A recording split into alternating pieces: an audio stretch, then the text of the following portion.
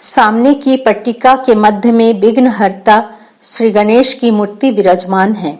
इनके अलावा इन झरोखे पर विद्यमान सभी मूर्तियों का आधार विशिष्ट रूप से सूप अथवा वर्णमाला के आकार का है। इसे देखकर यह स्मरण हो जाता है कि किसी भी शुभ कर्म के पहले आयोजित वर्णमाला का, जिसके द्वारा मांगलिक कार्यों का आरंभ होता है। इनके चहुओर एक प्रकार की लता पत्र पुष्पों सहित इसे घेरे हुए हैं। सामने के दोनों झरोखे के शीर्ष देश में दो प्रतीक चिन्ह हैं। रामकृष्ण मिशन का स्वामी विवेकानंद द्वारा परिकल्पित प्रतीक चिन्ह अंकित है। इसके माध्यम से ज्ञान, कर्म, भक्ति और योग के समन्वय द्वारा ईश्वर दर्शन को समझाया गया है। पूर्व की ओर रामकृष्ण मिशन द्वारा व्यवहृत संप्रतीक है, तो वहीं पश्चिम की ओर यह संप्रतीक चिन्ह ही विपरीत स्वरूप में विद्यमान है। किंतु कालक्रम में यह विपरीत संप्रतीक रामकृष्ण शारदा मिशन द्वारा उपयोग होने लगा। घंटी के साथ समन्वित ये संप्रतीक राजस्थानी शैली का परिचायक है। गर्भ मंदिर के दोनों दरवाजे के तीनों ओर प्रस्फुटित पद्म सहित लता विद्यमान है।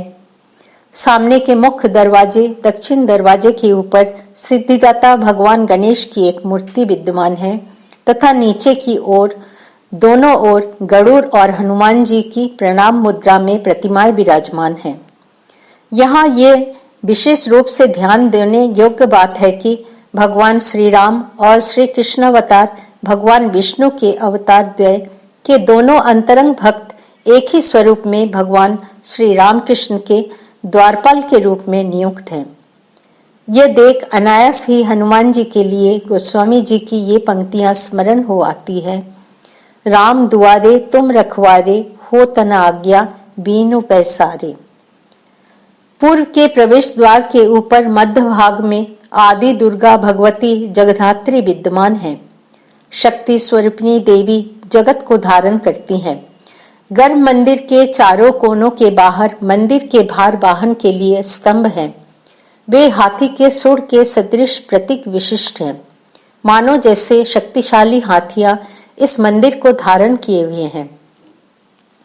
गर्भ मंदिर के बाह्य दीवार के चतुर्दिक ऊपर एक छोटे पेड़ जैसी माला विद्यमान है। गर्भगृह के मध्य में एक सुंदर पद्माकार वेदी के ऊपर भगवान श्री रामकृष्ण की भावावस्था में बैठी हुई श्वेत संगमरमर की प्रतिमा है। उसके ठीक सम्मुख वेदी पर ही स्वामी ब्रह्मानंद जी द्वारा स्थापित ठाकुर जी का एक छोटा आलेख फोटो एक सिंहासन पर विराजमान है। पूर्व की कुलंगी ताखा पर श्री मां की प्रतिकृति तथा पश्चिम के ताखे पर स्वामी जी की प्रतिकृति सिंहासन पर स्थापित है। अन्य ओर की दीवारों पर 6 ताखे और हैं। पश्चिम दीवार के प्रथम ताखा पर मां काली और महावीर हनुमान जी का चित्र तथा बानेश्वर शिव और बाल गोपाल का विग्रह है। बाकी 5 ताखों पर ब्रह्मानंदादि पार्षदों के चित्र विद्यमान हैं। श्री रामकृष्ण का संगमरमर विग्रह तथा अन्य चित्रों का वैशिष्ट एवं शिल्पी परिचय।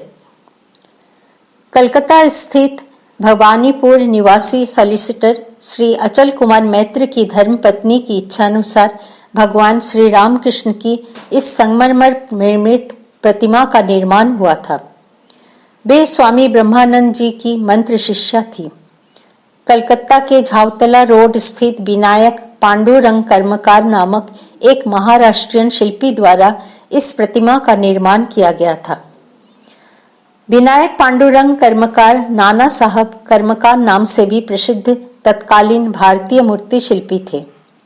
उन्हें छत्रपति शिवाजी महाराज की मूर्ति निर्माण के लिए विशेष रूप से जाना जाता है।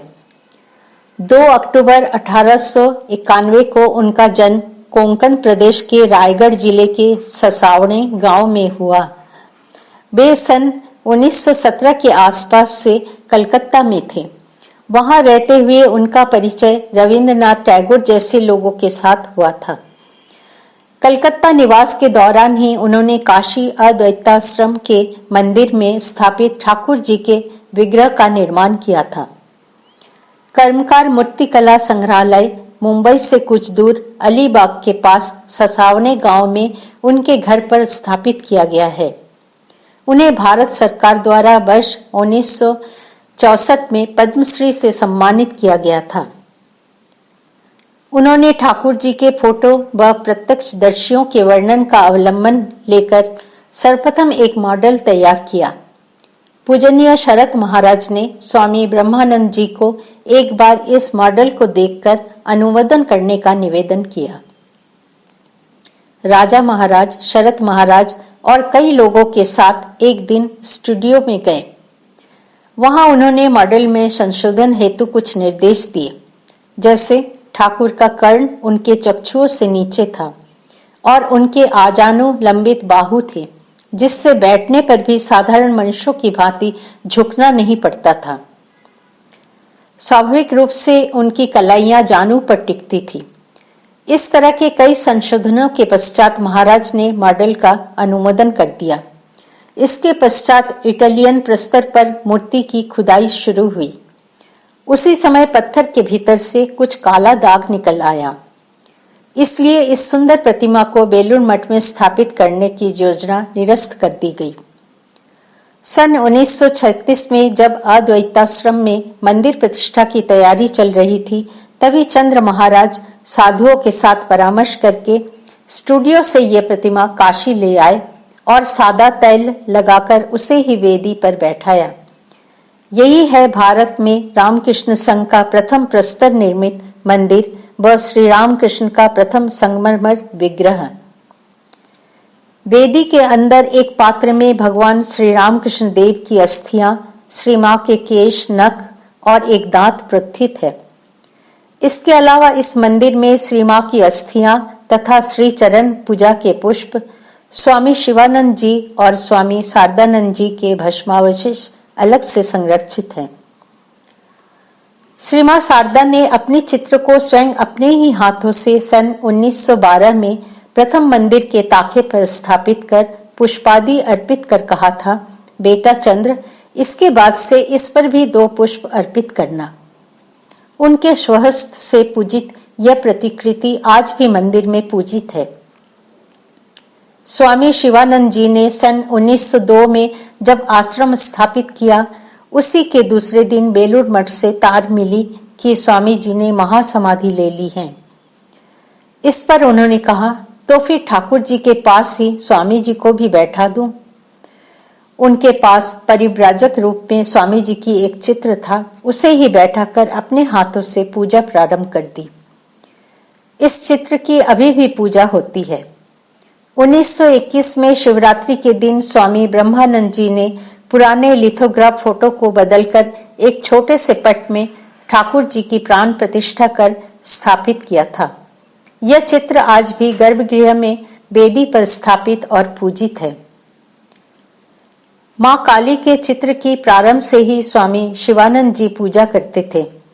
उस छवि के नष्ट हो जाने पर उनके अनुमोदन से वर्तमान चित्र स्वामी केवलानंद जी ने स्थापित किया था। महावीर हनुमान जी का चित्र आश्रम के निकटवर्ती क्षेत्र के किसी स्थानीय निवासी ने स्वामी शिवानंद जी को दिया था। वे उसे पूजा कक्ष में रखकर पूजा करते थे। बानेश्वर शिव जी नर्मदा से प्राप्त लिंग हैं, जिसका अनुमोदन स्वामी ब्रह्मानंद और स्वामी शिवानंद जी ने किया था।